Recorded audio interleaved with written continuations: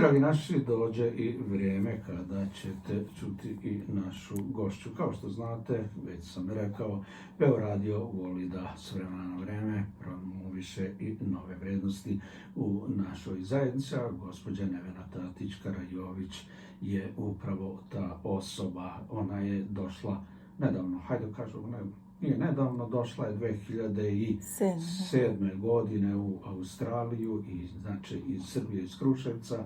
Tamo se bavila novinarstvom, trenirala je rukomet i druge sportove. Dakle, došla iz jedne sredine koja je bila dosta napredna i dosta dobra.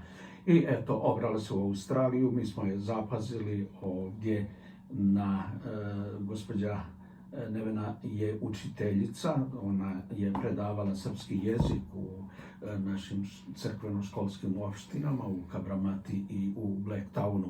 Ove mlađe generacije koje slušaju vjerovatno se sjećaju nasmijane učiteljice od koje su naučili slaganje prvih slova i prvih rečenica. Gospođa Nevena, dobro večer. Dobro večer. Dobrodošli u našu emisiju. Drago nam je da ste ovdje. Kažite nam kako ste se snašli ovdje kad ste došli, odnosno vidimo vi ste već radili po školama. Šta radite sada? Kako ste zadovoljni uopšte sa Australijom? Prvo, dobro večer, hvala što ste me pozvali. Pa, mogu da kažem da smo se fino snašli, ali opet mnogo je pomoglo što i brat ovde živi, imam i ujaka ovde, onda preko njih smo upoznali još puno drugih ljudi iz srpske zajednice, tako da to zaista veoma znači. Ja sam bila iznenađena koliko mnogo naših ljudi ima ovde. Ja sam znala priča preko brata i ostalih prijatelja da ima mnogo, ali naročito kad sam došla u ovaj kraj, znači radila sam u školi u Kabramati i Liverpool, to je zaista, uvijek kažem ljudima, kao da dođeš u neki srpski grad, posebno Liverpool. I s jedne strane je lepo da se to sve vidi, za nas ovde je lepo da imamo to, a s druge strane, kako sam ja došla, bila tek nedavno, još uvek, kako ljudi ovde žive veoma dugo, ja nisam mnogo, toliko dugo ovde, 13 godina, mi je i žao što je to tako, jer kad ti vidiš toliko ljudi obrazovanih, lepe dečice, pametne, ovde ljudi imaju i više dece nego je kod nas po 3-4. Znači, žao ti što su toliko daleko od svoje zemlje. Ali opet lepo, veoma pozitivno, veoma pohvalno održavaju svoj jezik, veru, kulturu, običaje.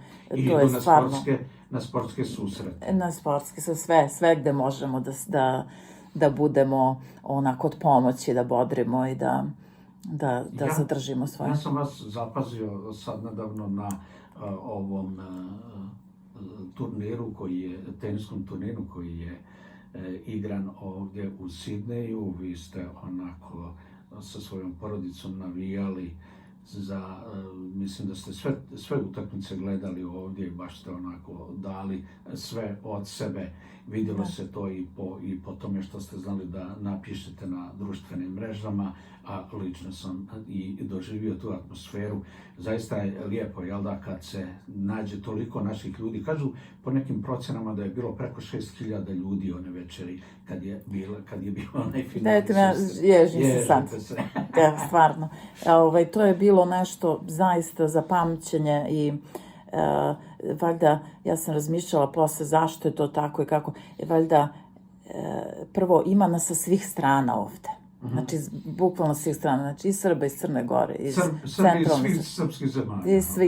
Svi smo tu. Onda ima mnogo ljudi ovde koji su izbegli, koji su, tako reći, bili primorani da napuste svoje krajeve. Znači, nisu ni praktično svojom željom tu ni došli.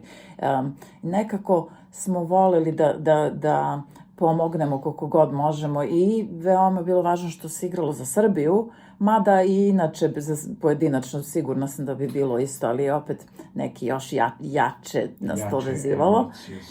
Onda verovatno ima veze što je često uvek u Melbourneu turnir, mislim sada je ovo nov turnir koji je igraju u Sidneju, tako da smo nekako jedva dočekali mi iz Sidneja da i mi bodrimo naše sportiste i naravno Novak je najbolje na svetu, koliko to mnogo nama znači, jer mi smo, pazite, ovde žive ljudi iz celog sveta, bukvalno iz celog sveta. Kad pogledate, na primjer, Indija, koliko ima ljudi, koliko ima Kina, a njih ima mnogo ovde, koliko ta cela anglosaksonska zajednica, ovo je u stvari, znači, zemlja pod engleskom krunom, njihov je sav sistem i tako dalje, koliko njih ima. Oni sigurno svi više vole, ovi naročito zapadnjaci, da bodre Nadala naspram naših. Ali, znači, da mi, jedna mala zemlja, kad pogledate na mapi, jedan mali broj ljudi koliko nas ima, da budemo najbolji na svetu. Ovo jeste praktično bilo svetsko prvenstvo u tenisu. Takmičile su se zemlje. To zaista, to je neopisivo. Ja sam rekla svoje deci kasnije. Znate, svi ovi vaši drugovani se druže, vole se, mi ih tako učimo, volimo sve ljude, tako. Ali da, oni znaju koji odakle, znaju oni između sebi priče, koji jezik priče i tako dalje.